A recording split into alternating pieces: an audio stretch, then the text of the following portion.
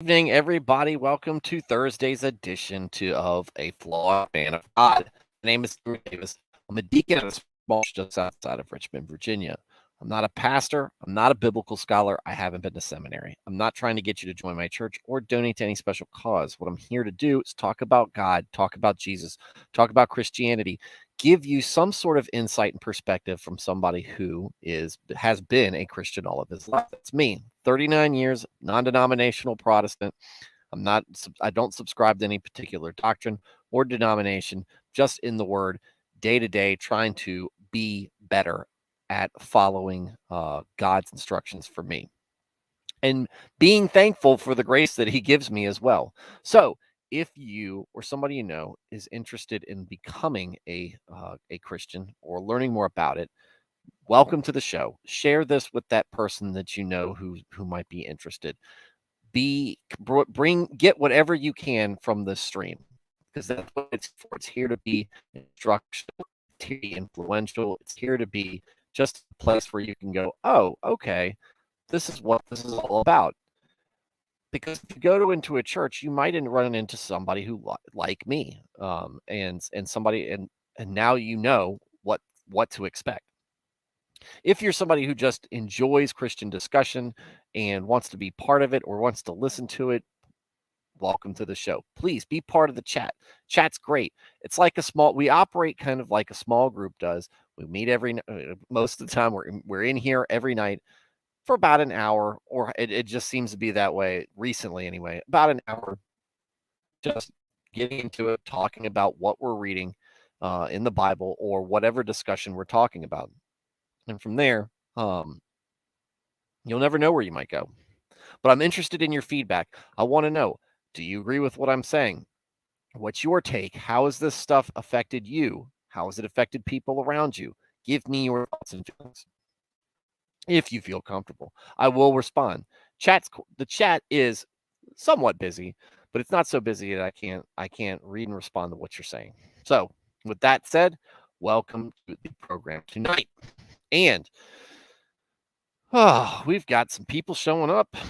Pretty good. And we're going to be talking about this is tonight's chapters, these two, particularly Judges 11, are some of the is one of the more difficult um one of the more difficult chapters in the Bible, period. Um for me to try to wrap my head around.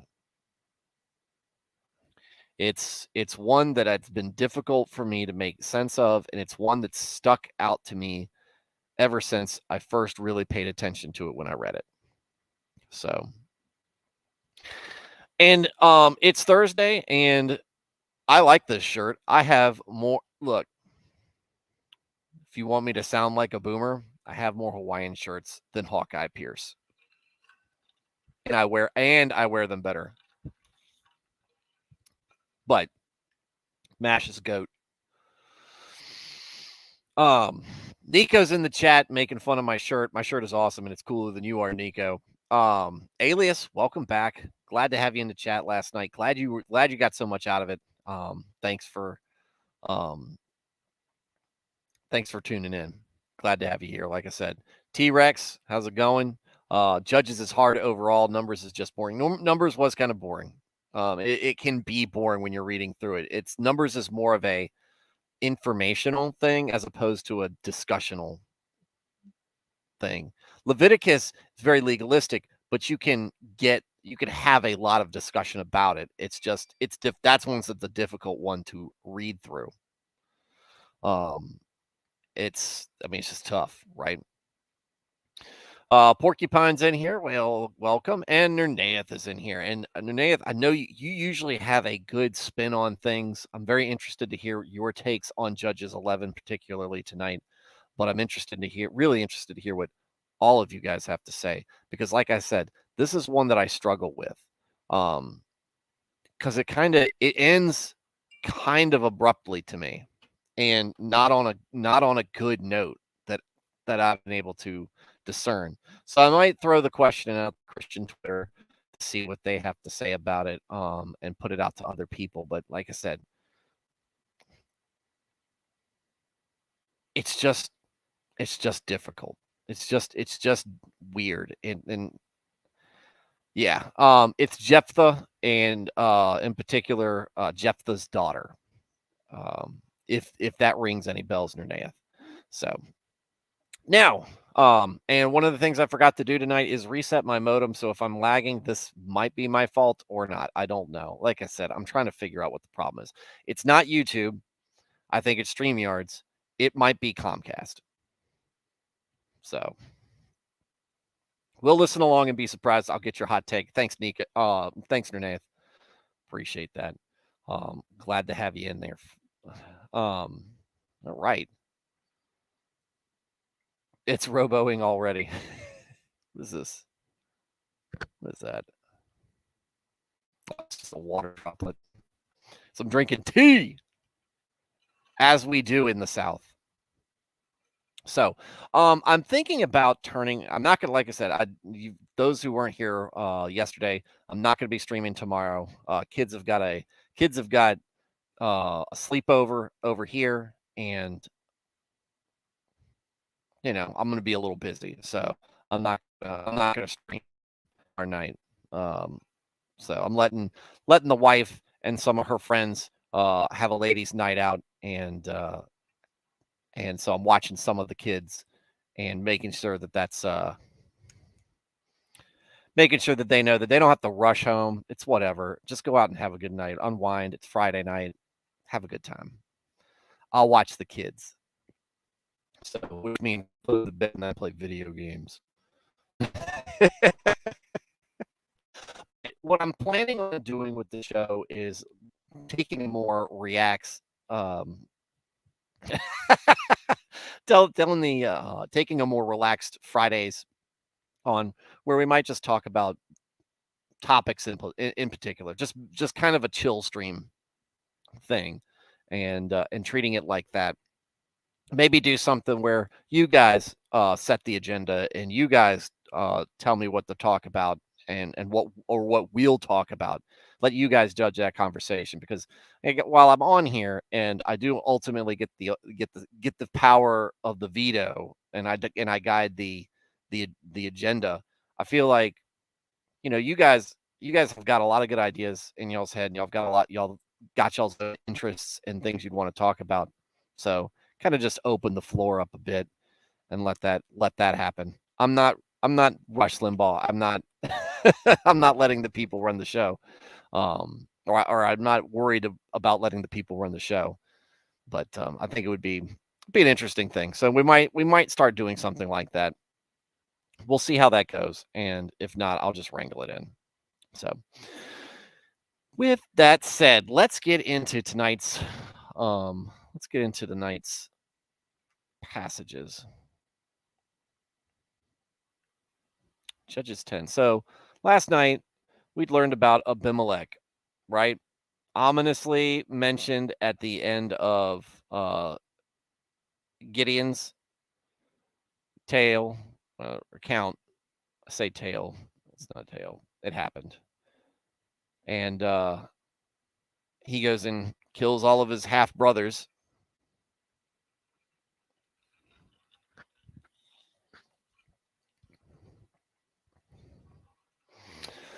Nernath says, tell the wives they can socialize in the kitchen. I'm not going to say that now, Nernath. T-Rex says, as long as it's not sports ball, we might lose, Nernath. Friday should be viewer call-in nights. I mean, hey, it's chat-in nights. Viewer chat-in nights. I'm interested to hear what, like I said, interested to hearing from you guys. Anyway, so Abimelech does a lot of evil things, and he's running a town that's, as corrupt as he is, and everybody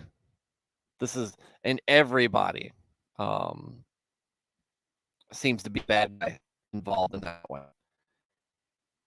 But in the end, he gets his just desserts. The people the people are all on the loose, and And that's just the way it is. That's just the way it is in Israel during these times, and it will continue that way throughout the Old Testament, like I said. It's a vicious cycle.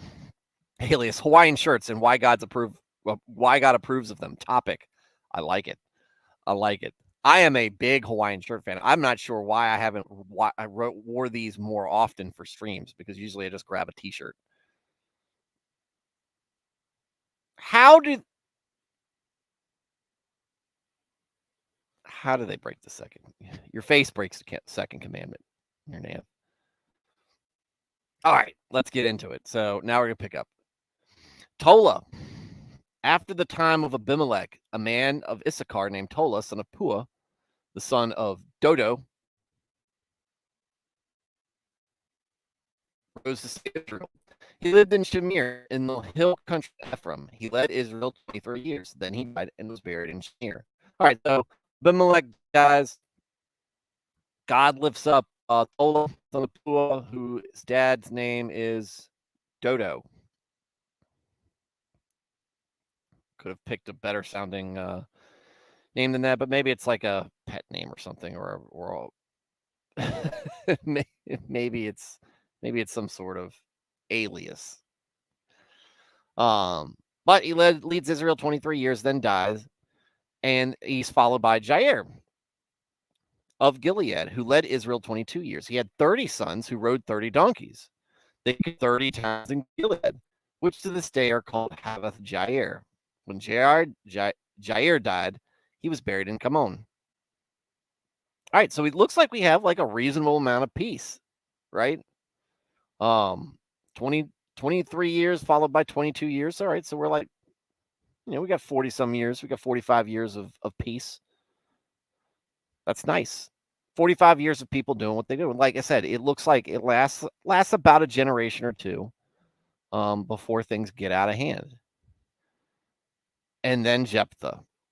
Again, the Israelites did evil in the eyes of the Lord. Common theme.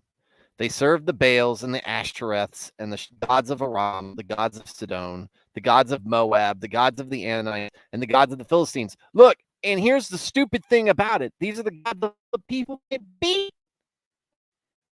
The Philistines, they'd messed with them that yet. That's coming. But all these other guys, these are people whose gods they worshipped and were crying out to them as they were getting the crap beat out of them. And so what do they say? Oh, well, our God helped us beat up these guys. So, maybe their gods are cooler. It's the most asinine thing. So what is it really? What is it really about these gods that make them more appealing? It's got to be temptation, pleasures of the flesh, all sorts of, what makes you feel good.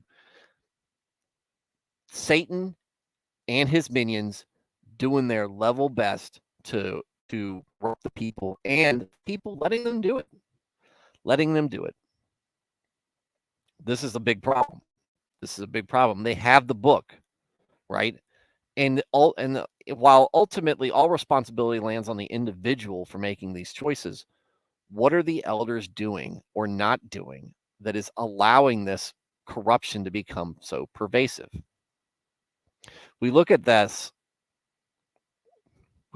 in modern day aspects when we let church leaders, because you've heard me say this, I don't like big churches. Why do I not like big churches? I don't like big churches because one guy can ruin it. Nico says, at this point, there should be a bingo for, again, the Israelites did evil in the eyes of the Lord. Amen. It's just, imagine writing judges and going, it's coming. I'm not trying to be imaginative with this. I'm trying to nail the point down. Egypt or Israel is doing a lot of evil in the eyes of the Lord. Well, in this one, they're doing it just stupidly. But they're given into temptation, and you see this in churches where the leadership caves to pressure for them to for them to compromise their values and principles and the rules of God. This is what the rules say. This is what our guidelines are. This is what our expectations are. This is what our expectations for here. Now, here in Christianity, we have grace that levels on top of that. But that doesn't take away from the fact that this is where we should be operating and within these guidelines that we've been given, right? Try to stay within here. You're going to veer out, but that's fine. That's great. That's why grace is there. That's why Christ came and died for our sins and was resurrected. That's why. So you can come back in, but you should be aiming for here. Same thing there. Though we don't have the grace on the outside, you have sacrifices and different offerings that you make to God. Not blood sacrifices, not human sacrifices, not child sacrifices, not having sex with animals or any of the other weird stuff that goes on in these rituals with these other gods. Stay in the guidelines. On the inside, look, just make a sacrifice of some of your goods or buy some stuff to sacrifice. That's what it is, right? Somebody's not holding them accountable. Somebody's not. And it's like I said, I tell us leadership starts at the top. The precedent is set at the top. Who's in charge? Now, Moses did his best. He had a whining group of people, but imagine how bad they would have been if he had been just as much of an ass as they were.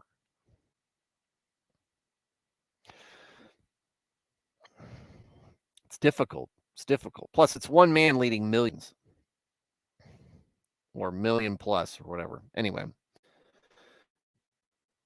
And because Israelites forsook the Lord and no longer served him, he became angry with them. Remember, God can be angry. We are made in his image. That means a lot of our feelings, a lot of our emotions he feels. He sold them into the hands of the Philistines and the Ammonites, who that year shattered and crushed them. For 18 years, they oppressed all the Israelites on the east side of the Jordan in Gilead, in the land of the Amorites. The Amorites also crossed the Jordan to fight against Judah, Benjamin, and Ephraim. Israel was in great distress. Then the Israelites cried out to the Lord, "We have sinned against you, forsaking our God and serving the Baals." Which part of Israel, I wonder, is really crying out? Is it the generation that came up and really just acted corrupt? Or is it the generation within those 18 years that was brought up in that corruption? We're seeing this cycle, right? Hard times create good men create good times create weak men create hard times. It's kind of that cycle, right? We see it. And these are the men going, "We have sinned against," men and women, "we have sinned against you, forsaking our God and serving the Baals." The Lord replied, "When the Egyptians, the Amorites, the Ammonites, the Philistines, the Sidonians, the Amalekites, and the Maonites oppressed you, and you cried out to me for help, did I not save you from their hands? But you have forsaken me and served other gods, so I will no longer save you. Go and cry out to the gods you have chosen. Let them save you when you're in trouble." Ooh! Got him. No. Why? No. Why are you looking at me? Why look at me? You've been doing all these sacrifices and worshiping to all these other folks. Go follow them. Let them be your gods. Yeah, wait until we get the kings. Wait until we get the kings, Nico. That's exactly right in your hand.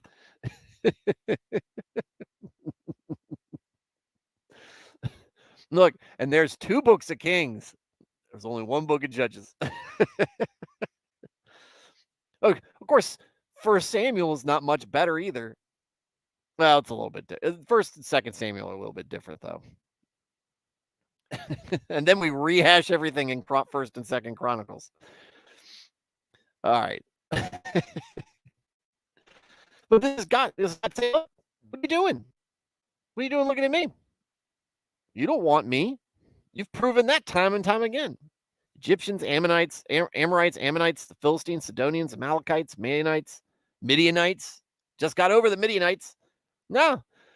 No, go find the Baals and see if Baal will help you.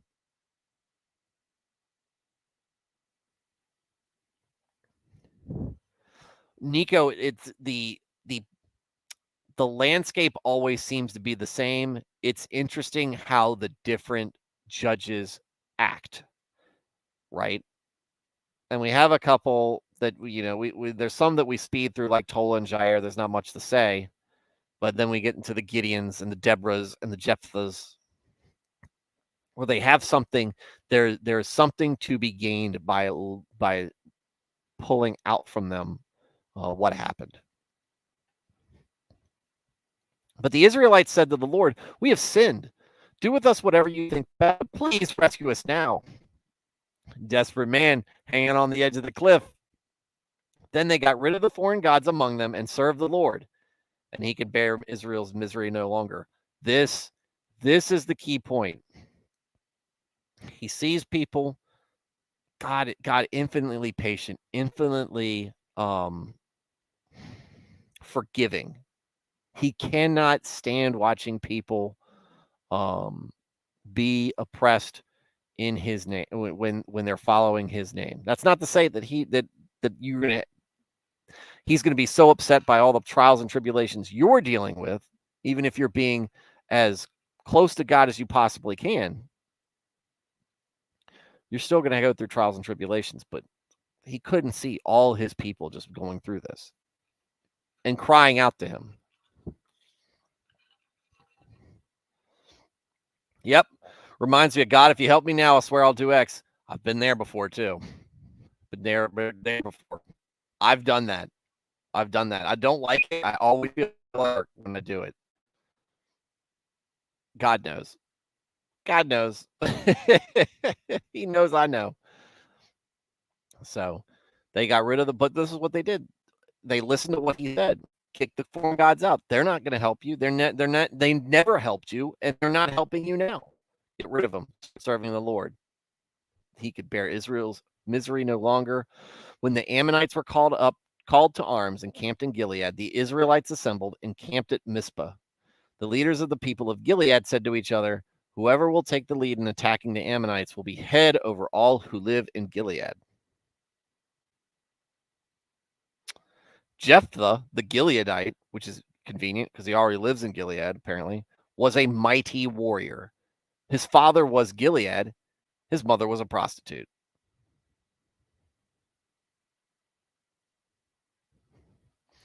Your mother was a hamster, and your father smelt of elderberries. Gilead's wife also bore him sons. When they were grown up, they drove Jephthah away. "You are not going to get any inheritance in our family," they said, "because you are the son of another woman."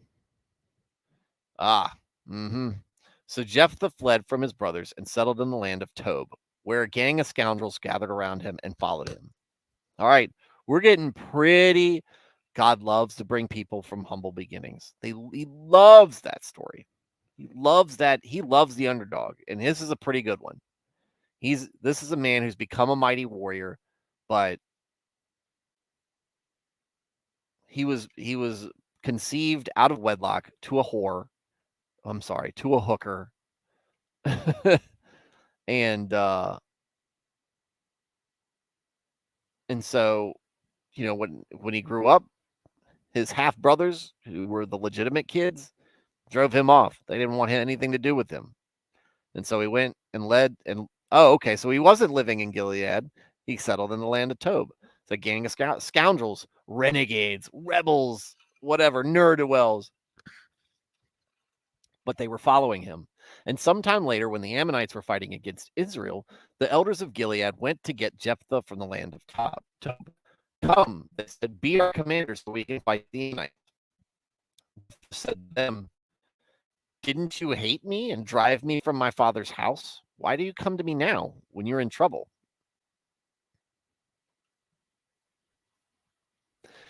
Anybody picking up on the irony here? Prone to the night. Jephthah said, "Didn't you hate me and drive me from my father's house? Why do you come to me now when you're in trouble?" Got a couple of just a few parts. "Didn't you hate me?" and drive me out.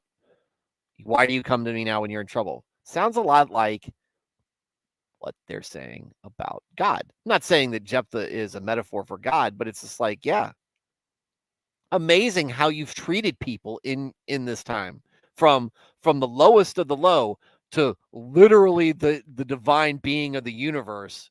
You're treating him very similarly. But come back and save us. The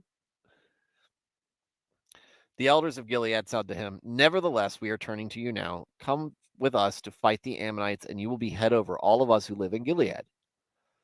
Jephthah answered, "Suppose you take me back to fight the Ammonites, and the Lord gives them to me. Will I really be your head?" The elders of Gilead replied, "The Lord is our witness. We will certainly do as you say." I'm immediately suspicious of that, though. I was like, yeah, I trust you. You've only made a covenant with God and broke it, what, a dozen times already? Nico, I feel like a bit of a difference between a whore and a hooker or a prostitute. Lol, misogyny. I don't know. I don't even remember if whores get paid all the time. I don't know.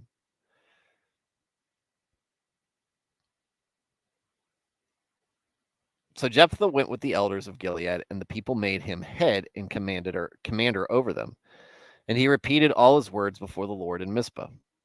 Then Jephthah sent messengers to the Ammonite king with the question, "What do you have against me that you have attacked my country? What do you have against me that you have attacked my country?"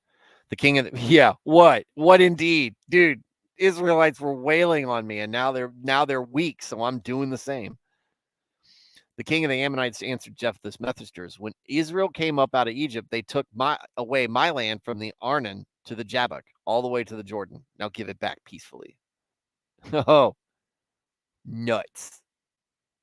Jephthah, Jephthah sent back messengers to the Ammonite king saying, "This is what Jephthah says. Israel did not take the land of Moab or the land of the Ammonites. But when they came up out of Egypt, Israel went through the wilderness to the Red Sea and on to Kadesh. Then Israel sent messengers to the king of Edom saying, 'Give us permission to go through your country.' But the king of Edom would not listen. They sent also to the king of Moab, and he refused. So Israel stayed at Kadesh. Next they traveled through the wilderness, skirted the lands of Edom and Moab, passed along the eastern side of the country of Moab, and camped on the other side of Arnon. They did not enter the territory of Moab, for the Arnon was its border. Then Israel sent messengers to Sihon, king of the Amorites, who ruled in Heshbon, and said to him, "Let us pass through your country and to our own place." Sihon, however, did not trust Israel to pass through his territory. He mustered all his troops and camped at Jahaz and fought with Israel. Then the Lord, the God of Israel, gave Sihon and his whole army into Israel's hands, and they defeated them. Israel took over all the land of the Amorites who lived in that country, capturing all of it from the Arnon to the Jabbok and from the desert to Jordan. Now, since the Lord, the God of Israel, has driven the Amorites out before his people Israel, what right you to take it over? Do not take what your God Chemosh gives you. Likewise, whatever the Lord our God has given us, we will possess. Love this. Very, very strong language. Are you any better than Balak, son of Zippor, king of Moab? Did he ever quarrel with Israel or fight with them? For 300 years, Israel occupied Heshbon, Aroer, the surrounding settlements, and all the towns of the Arnon. Why didn't you take them during that time? I have not wronged you, but you are doing me wrong by waging war against me. The Lord, the judge, decided the dispute this day between the Israelites and the Ammonites. The king of Ammon, however, paid no attention to the message Jephthah sent to him. Yeah, well, do so at your own peril. You should have known. He's so obsessed with history and what we did, what the Israelites did to him, but he fails to recognize that why they did and how they did it. Nernath. Whores are typically corporate and attached to pimps and brothels. Lower rent prostitutes are typically freelance. How do you know that? Nernath.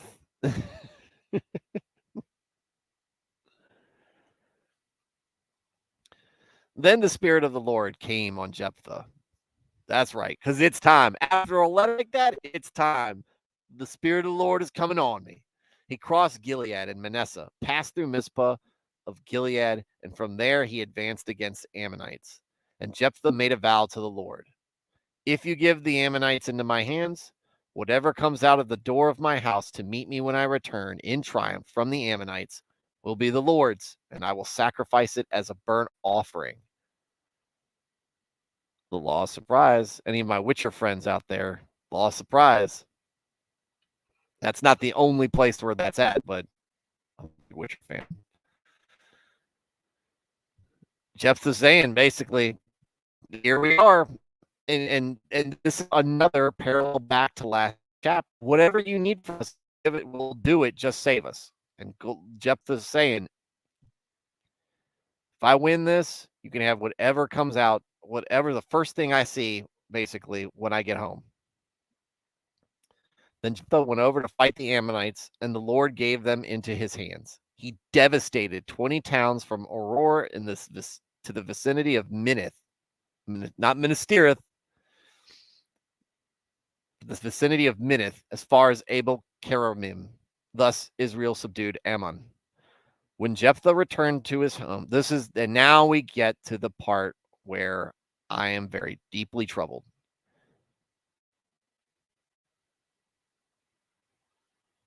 When Jephthah returned to his home in Mizpah, who should out to meet him but his daughter, dancing to the sound of timbrel? She was an only child. Except her, he had neither son nor daughter. And when he saw her, he tore his clothes and cried, "Oh no, my daughter, you have brought me down, and I am devastated. I have made a vow to the Lord that I cannot." "My father," she replied, "you have given your word to the Lord, to me just as you promised. Now that the Lord has avenged you of your enemies, the Ammonites. But grant me this one request," she said. "Give me 2 months to roam the hills and weep with my friends, because I will never marry." "You may go," he said, and he let her go for 2 months. She and her friends went into the hills and wept because she would never marry. After the 2 months, she returned to her father, and he did to her as he had vowed, and she was a virgin. From this comes the Israelite tradition that each year the young women of Israel go out for 4 days to commemorate the daughter of Jephthah the Gileadite.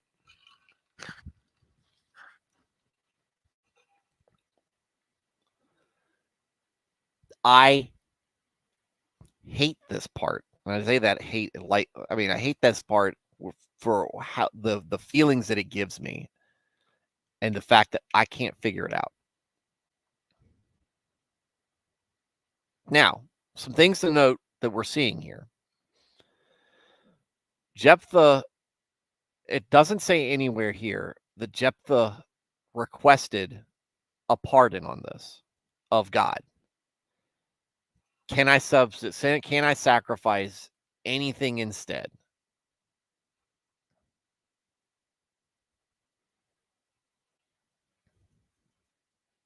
We don't see that. He immediately just goes, "I gave my word, and this is what we do." It didn't say that the Lord ever came and expected it, though he did make a vow. He made a vow to God. You talk about being true to your word, kill your only kid. And then uh, his daughter, it's okay, Dad, but give me some time.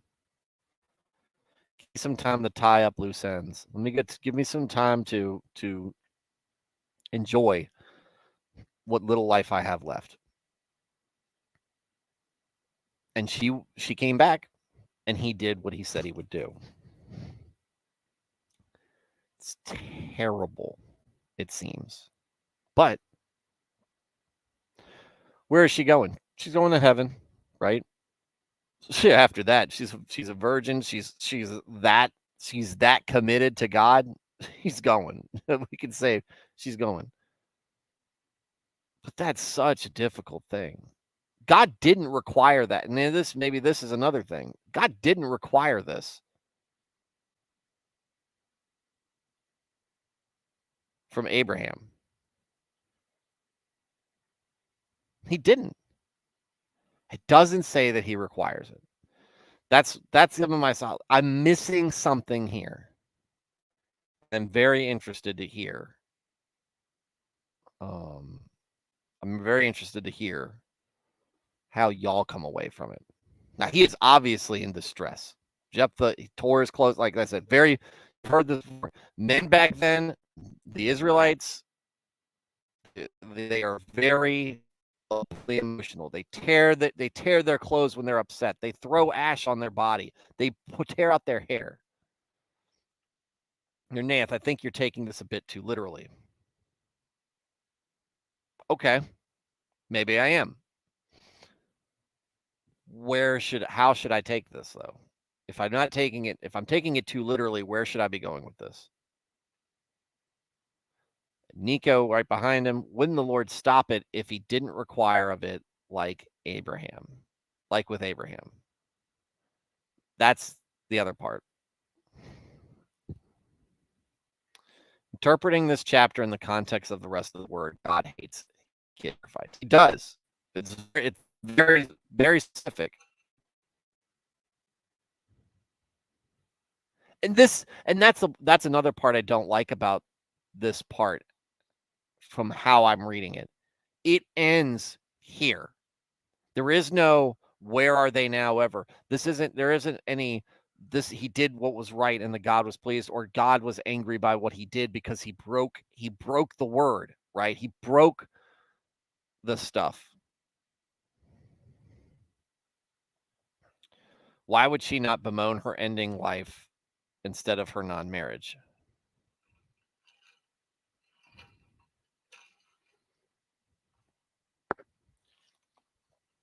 Don't know.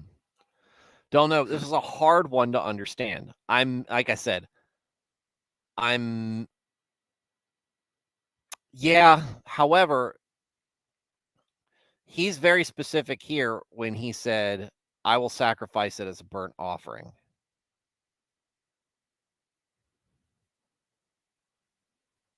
It's not, he's not giving her up as a Nazarite, right? Like Hannah does to Samuel.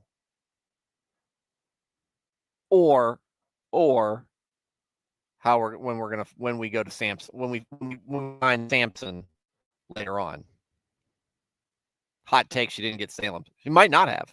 Like I said, I'm missing something here. Maybe, and guess what? If that's the case, whole thing goes into different perspective. But how this is reading, it doesn't say that. Doesn't say that. And it's a difficult thing.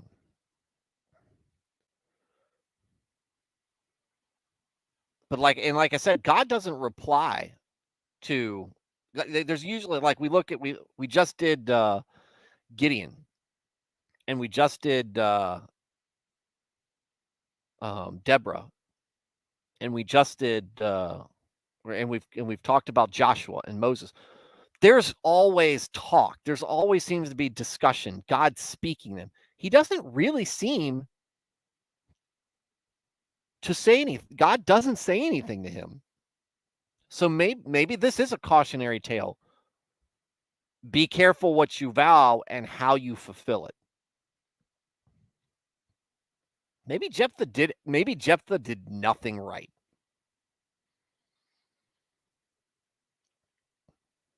At this point.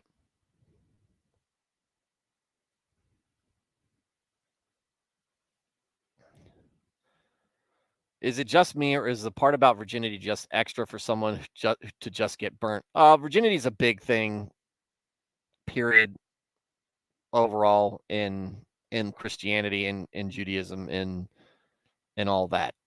It's a big thing. It's the Virgin Mary, Jesus, not allegedly, Jesus, for all intents and purposes, never married or had sexual relations with anybody. So Alias, there are some things we may never understand till he wants us to. That is an absolute truth. That's an absolute truth. But this one, I'm surprised there's not more noise made over this. And maybe I'm, like I said, maybe I'm missing something big. Your Nath. For me, Jephthah here is a picture of an imperfect God, rejected and has to save people, makes a promise. The promise ends up being sacrificing his oldest child, but his child cannot be sacrificed for others. Jephthah is a guy trying to do it on his own power. He's not connected to God and has to pay his own price. Yes, for the most part. The only problem I see with that was at the beginning of verse 29. Then the Spirit of the Lord came on Jephthah. So we're going to have to dig into this more. I might try to do some study on this and come back and revisit this on Monday. Because this is such a hard one to figure out for me.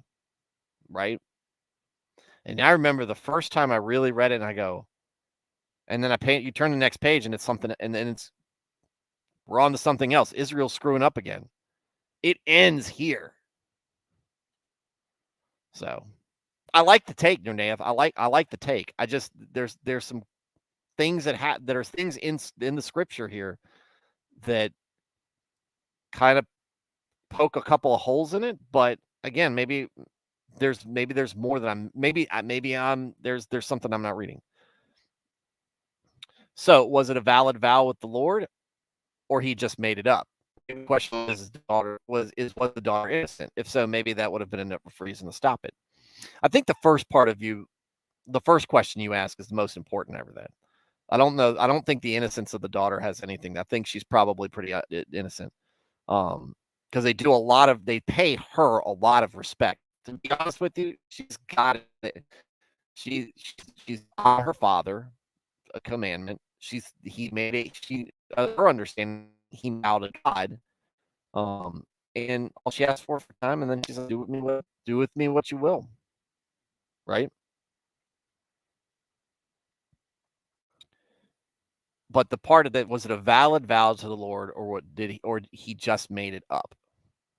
That's the thing. Because like I said, usually there's a conversation that goes on with God in these. There isn't one that goes here. He just says, if you give the Ammonites into my hands, here's what I'll do. And then they win. There isn't anything God saying, be careful how you say that, or yes, I expect that.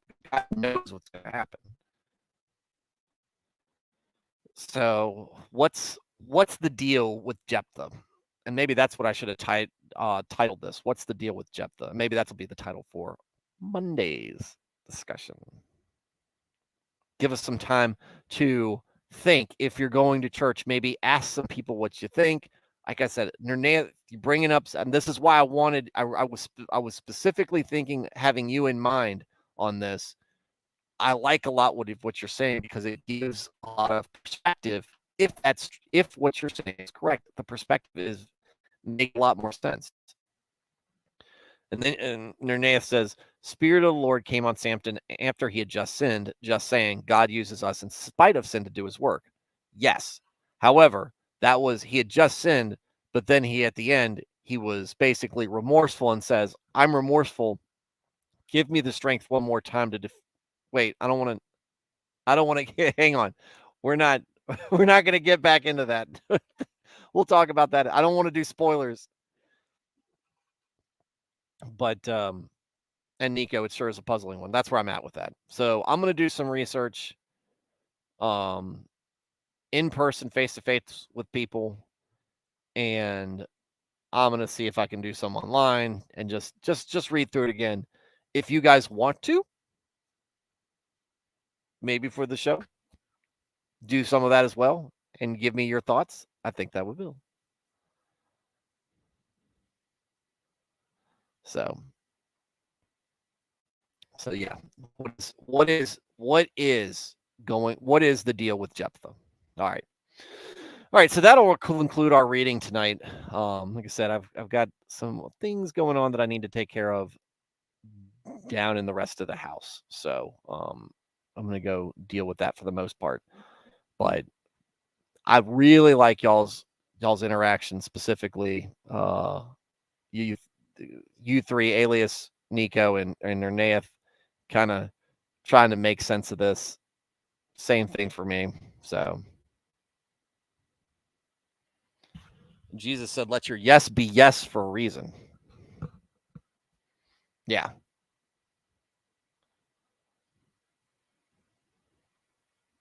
It's like I said, this is the part.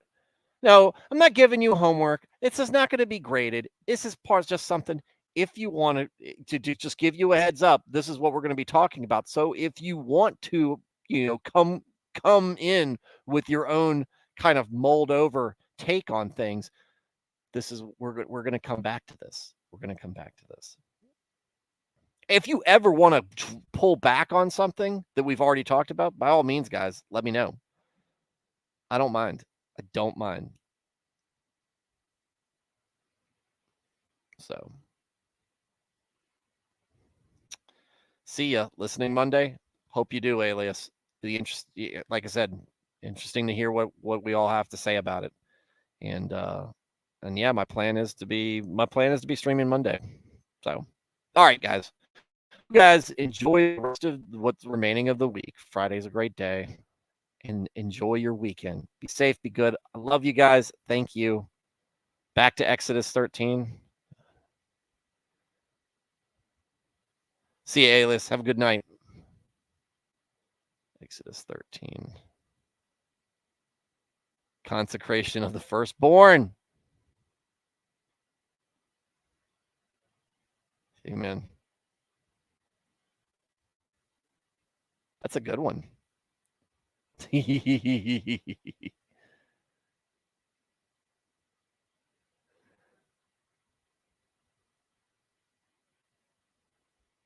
we can talk about that. Not tonight, but if you want to pair that up on Monday, just remind me. Or if you want to do it another night, let me know. Nico, thanks for the stream. Have a great one. Thank you, Nico. And thank you for telling me you didn't get a notification. That's 2 in a row. Nernaeth missed it. Oh, fine, Nico. Or fine, Nernaeth. Nernaeth said that he missed a notification he didn't receive a notification. Now you're saying that YouTube's playing tricks. I don't understand it though. I'm not the big guy. I'm not the big fish. I'm not the big controversial fish that Nick is. So, anyways, all right, guys. You all have a wonderful evening. Porcupine, T-Rex. Didn't see Dresden in here in the chat. Alias Nico, Nernath, all you guys. By Christ, dude. Yeah, man. All of you guys. Thank you. Thank you for tuning in. Thank you for watching. Thank you for giving your thoughts, especially on this one, on a kind of a difficult chapter. That said, have a very good night and God bless.